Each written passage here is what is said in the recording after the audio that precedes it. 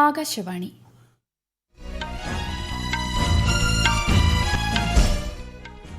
നമസ്കാരം. വാർത്തകൾ വായിക്കുന്നത് കൃഷ്ണ പ്രകൃതി.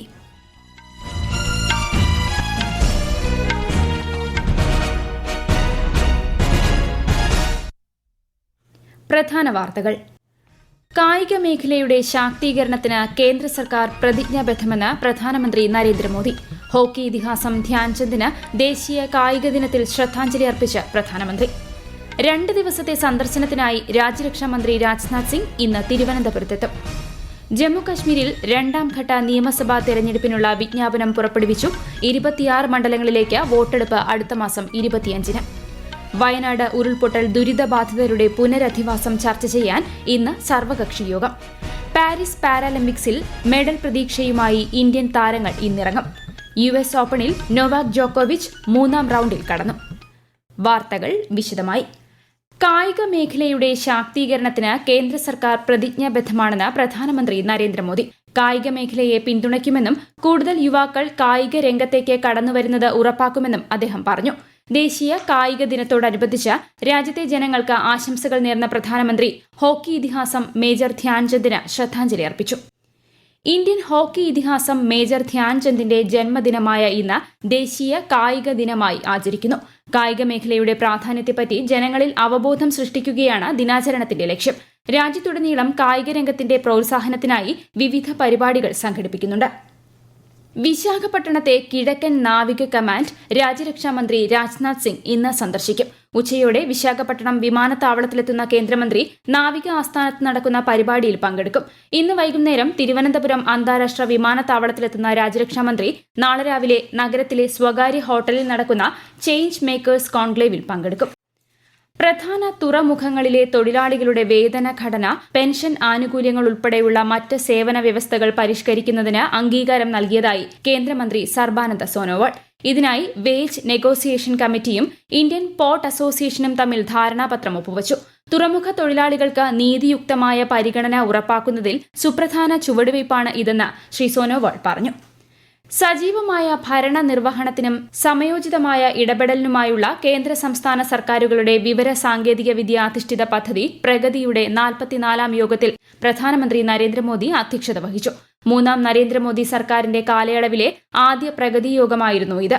76,500 കോടിയിലധികം ചെലവ് വരുന്ന 2 റോഡ് ഗതാഗത പദ്ധതികൾ, 2 റെയിൽ പദ്ധതികൾ, കൽക്കരി, ഊർജ്ജം, ജലവിഭവ മേഖലകളിലെ ഓരോ പദ്ധതികൾ എന്നിവ യോഗത്തിൽ അവലോകനം ചെയ്തു. മുൻ ഝാർഖണ്ഡ് മുഖ്യമന്ത്രി ചമ്പൈ സൊറേൻ ഹേമന്ത് സൊറേൻ മന്ത്രിസഭയിൽ നിന്നും രാജിവച്ചു. ഝാർഖണ്ഡിലെ ഉന്നത വിദ്യാഭ്യാസ, സാങ്കേതിക വിദ്യാഭ്യാസ, ജലവിഭവ വകുപ്പ് മന്ത്രിയായിരുന്നു ശ്രീ ചമ്പൈ സൊറേൻ. ഝാർഖണ്ഡ് മുക്തി മോർച്ചയുടെ എല്ലാ പദവികളും അദ്ദേഹം ഒഴിഞ്ഞു. പാർട്ടിയുടെ പ്രവർത്തന ശൈലിയും നയങ്ങളുമാണ് തന്നെ പാർട്ടി വിടാൻ പ്രേരിപ്പിച്ചതെന്ന് ശ്രീ ചമ്പൈ സൊറേൻ JMM പ്രസിഡന്റ് ഷിബു സൊറേൻ അയച്ച കത്തിൽ പറയുന്നു. ഛത്രപതി ശിവജി മഹാരാജിന്റെ പ്രതിമ തകർന്ന സംഭവത്തിൽ അന്വേഷണത്തിന് സംയുക്ത സാങ്കേതിക സമിതിയെ നിയോഗിക്കാൻ തീരുമാനിച്ചതായി മഹാരാഷ്ട്ര മുഖ്യമന്ത്രി ഏക്നാഥ് ഷിൻഡെ. സിവിൽ എഞ്ചിനീയർമാർ, വിദഗ്ധർ, IIT പ്രതിനിധികൾ, നാവികസേനാ ഉദ്യോഗസ്ഥർ എന്നിവർ സംഘത്തിലുണ്ടാകുമെന്ന് മുഖ്യമന്ത്രിയുടെ ഓഫീസ് അറിയിച്ചു. ഈ വാർത്തകൾ ആകാശവാണിയിൽ നിന്ന്. ജമ്മുകശ്മീരിൽ 2ാം ഘട്ട നിയമസഭാ തെരഞ്ഞെടുപ്പിനായുള്ള വിജ്ഞാപനം തെരഞ്ഞെടുപ്പ് കമ്മീഷൻ പുറപ്പെടുവിച്ചു. ആദ്യഘട്ട തെരഞ്ഞെടുപ്പിലെ നാമനിർദ്ദേശ പത്രികകളുടെ സൂക്ഷ്മ പരിശോധന പൂർത്തിയായി. വിശദാംശങ്ങളിലേക്ക്.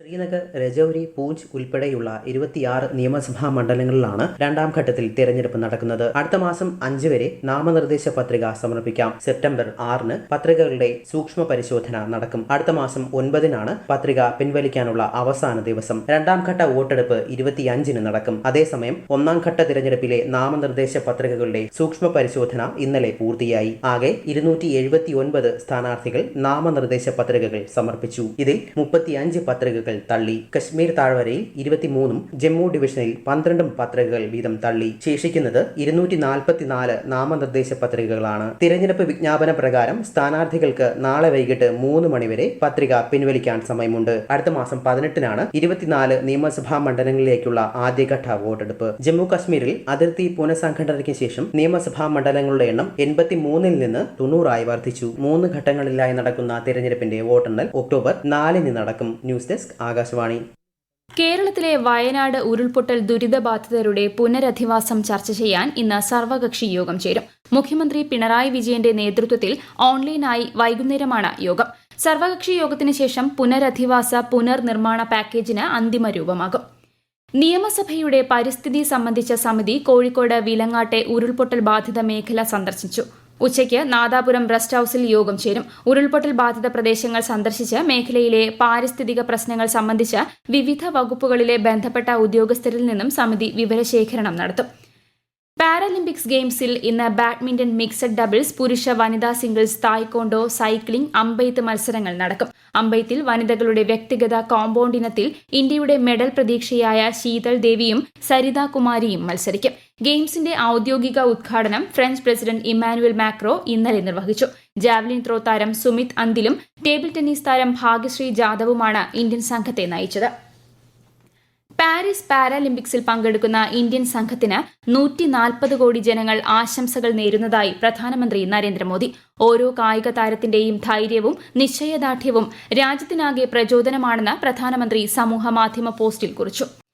US ഓപ്പൺ ടെന്നീസിൽ നൊവാക് ജോക്കോവിച്ച് 3ാം റൌണ്ടിലേക്ക് പ്രവേശിച്ചു. സെർബിയൻ താരം ലെസ്ലോ ജെറെ 3ാം സെറ്റിൽ നിന്ന് പിൻവാങ്ങിയതോടെയാണ് നൊവാക് അടുത്ത റൌണ്ടിലേക്ക് കടന്നത്. 3ാം റൌണ്ടിൽ ഓസ്ട്രേലിയൻ താരത്തോടാണ് നൊവാക് മത്സരിക്കുക. കൊൽക്കത്ത RG കർ മെഡിക്കൽ കോളേജ് ആശുപത്രിയിലെ മുൻ പ്രിൻസിപ്പൽ ഡോക്ടർ സന്ദീപ് ഘോഷിന്റെ അംഗത്വം ഇന്ത്യൻ മെഡിക്കൽ അസോസിയേഷൻ സസ്പെൻഡ് ചെയ്തു. വനിതാ ഡോക്ടറുടെ കൊലപാതകവുമായി ബന്ധപ്പെട്ടാണ് നടപടി. IMA കൊൽക്കത്ത ശാഖയുടെ വൈസ് പ്രസിഡന്റായിരുന്നു ഡോക്ടർ സന്ദീപ് ഘോഷ്. UPSC പരീക്ഷകളിൽ ആധാർ അധിഷ്ഠിത പരിശോധന ഏർപ്പെടുത്താൻ അനുവാദം നൽകി കേന്ദ്ര സർക്കാർ. രജിസ്ട്രേഷൻ സമയം മുതൽ പരീക്ഷയുടെ വിവിധ ഘട്ടങ്ങളിലും നിയമന സമയത്തും ആധാർ അധിഷ്ഠിത പരിശോധന നടത്താമെന്നും സർക്കാർ അറിയിച്ചു. സിവിൽ സർവീസ് പരീക്ഷയ്ക്കിടെ തിരിച്ചറിയൽ രേഖകളിൽ കൃത്രിമം കാണിച്ചെന്ന കണ്ടെത്തലിനെ തുടർന്ന് പൂജ ഖേഡ്കറുടെ IAS പദവി റദ്ദാക്കുകയും പരീക്ഷകളിൽ നിന്നും ആജീവനാന്തം വിലക്ക് ഏർപ്പെടുത്തുകയും ചെയ്തിരുന്നു. ഇതിന്റെ പശ്ചാത്തലത്തിലാണ് നടപടി. ലൈംഗികാതിക്രമ പരാതിയിൽ നടൻ ജയസൂര്യക്കെതിരെ പോലീസ് കേസെടുത്തു. തിരുവനന്തപുരം കന്റോൺമെന്റ് പോലീസ് ജാമ്യമില്ലാ വകുപ്പുകൾ പ്രകാരമാണ് കേസെടുത്തത്. സെക്രട്ടേറിയറ്റിലെ സിനിമാ ചിത്രീകരണത്തിനിടെ ലൈംഗികമായി അതിക്രമം നടത്തിയെന്നാണ് പരാതി. ഹേമ കമ്മിറ്റി റിപ്പോർട്ടിനെ തുടർന്നുണ്ടായ സാഹചര്യത്തെ സംബന്ധിച്ച് CPI അടിയന്തര എക്സിക്യൂട്ടീവ് യോഗത്തിന് ശേഷം തീരുമാനിക്കുമെന്ന് സംസ്ഥാന സെക്രട്ടറി ബിനോയ് വിശ്വം. ഈ വിഷയത്തിൽ സർക്കാർ നടപടികൾ ശരിയായ ദിശയിലാണെന്നും അദ്ദേഹം പ്രതികരിച്ചു. ഇതേ ആരോപണങ്ങൾ മുൻപ് ചില കോൺഗ്രസ് MLA-മാർക്കെതിരെ ഉയർന്നപ്പോൾ രാജി ഉണ്ടായില്ലെന്ന് മുകേഷ് MLA-യുടെ രാജിയെ സംബന്ധിച്ച ചോദ്യത്തിന് ശ്രീ ബിനോയ് വിശ്വം മറുപടി നൽകി. വയനാട്ടിൽ നൂൽപ്പുഴയ്ക്ക് പുറമെ നെന്മേനിയിലും കോളറ സ്ഥിരീകരിച്ചു. ചീരാൽ മുരിക്കിലാടി ഊരിലെ യുവാവിനാണ് രോഗം സ്ഥിരീകരിച്ചത്. മറ്റൊരാൾ രോഗലക്ഷണങ്ങളോടെ ചികിത്സയിലുണ്ട്. DMO ഊര് സന്ദർശിച്ച് പ്രതിരോധ പ്രവർത്തനങ്ങൾ വിലയിരുത്തി. ശ്രീലങ്കയുടെ വടക്കൻ ഭാഗങ്ങളിൽ നിർമ്മിക്കുന്ന ഹൈബ്രിഡ് ഊർജ്ജ പദ്ധതികൾക്കായി ഇന്ത്യ ആദ്യ ഗഡു കൈമാറി. ശ്രീലങ്കയിലെ ഇന്ത്യൻ ഹൈക്കമ്മീഷണർ സന്തോഷ് ഝാ ശ്രീലങ്കൻ ഉദ്യോഗസ്ഥർക്കാണ് തുക കൈമാറിയത്. 2022 മാർച്ചിൽ ഇന്ത്യയും ശ്രീലങ്കയും തമ്മിൽ ഒപ്പുവച്ച ധാരണാപത്രത്തിന്റെ അടിസ്ഥാനത്തിലാണ് നടപടി.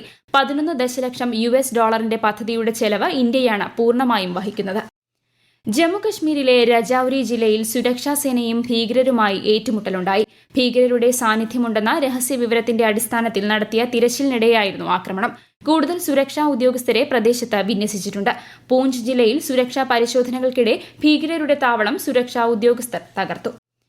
ഗുജറാത്തിൽ 4ാം ദിവസവും മഴ ശക്തം. കഴിഞ്ഞ 24 മണിക്കൂറിൽ സൌരാഷ്ട്ര ജില്ലയിലെ പലയിടങ്ങളിലും ശക്തമായ മഴയാണ് ലഭിച്ചത്. മധ്യ ഗുജറാത്തിൽ മഴയ്ക്ക് നേരിയ ശമനമുണ്ടെങ്കിലും വഡോദരയിൽ പലയിടങ്ങളും വെള്ളത്തിനടിയിലാണ്. ഈ പ്രദേശങ്ങളിൽ ദുരിതാശ്വാസ പ്രവർത്തനങ്ങൾ പുരോഗമിക്കുകയാണ്. ബീഹാറിൽ വെള്ളപ്പൊക്കം രൂക്ഷമായി തുടരുന്നു. ഗംഗ, ഗണ്ഡക്, കോശി, മഹാനന്ദ ഉൾപ്പെടെയുള്ള നദികൾ പല സ്ഥലങ്ങളിലും അപകടകരമായി ഒഴുകുകയാണ്. ഖഗാരിയ, ഭഗൽപൂർ, കതിഹാർ എന്നീ പ്രദേശങ്ങളിലും വെള്ളപ്പൊക്കം ബാധിച്ചിട്ടുണ്ട്. പ്രധാന വാർത്തകൾ വീണ്ടും. കായിക മേഖലയുടെ ശാക്തീകരണത്തിന് കേന്ദ്ര സർക്കാർ പ്രതിജ്ഞാബദ്ധമെന്ന് പ്രധാനമന്ത്രി നരേന്ദ്രമോദി. ഹോക്കി ഇതിഹാസം ധ്യാൻചന്ദിന് ദേശീയ കായിക ദിനത്തിൽ ശ്രദ്ധാഞ്ജലി അർപ്പിച്ച് പ്രധാനമന്ത്രി. 2 ദിവസത്തെ സന്ദർശനത്തിനായി രാജ്യരക്ഷാമന്ത്രി രാജ്നാഥ് സിംഗ് ഇന്ന് തിരുവനന്തപുരത്തെത്തും. ജമ്മുകാശ്മീരിൽ 2ാം ഘട്ട നിയമസഭാ തെരഞ്ഞെടുപ്പിനുള്ള വിജ്ഞാപനം പുറപ്പെടുവിച്ചു. 26 മണ്ഡലങ്ങളിലേക്ക് വോട്ടെടുപ്പ് അടുത്ത മാസം 25-ന്. വയനാട് ഉരുൾപൊട്ടൽ ദുരിതബാധിതരുടെ പുനരധിവാസം ചർച്ച ചെയ്യാൻ ഇന്ന് സർവകക്ഷി യോഗം. പാരീസ് പാരാലിമ്പിക്സിൽ മെഡൽ പ്രതീക്ഷയുമായി ഇന്ത്യൻ താരങ്ങൾ ഇന്നിറങ്ങും. US ഓപ്പണിൽ നൊവാക് ജോക്കോവിച്ച് 3ാം റൌണ്ടിൽ കടന്നു. വാർത്തകൾ കഴിഞ്ഞു. അടുത്ത വാർത്താ പ്രക്ഷേപണം വൈകുന്നേരം 6:30-ന്.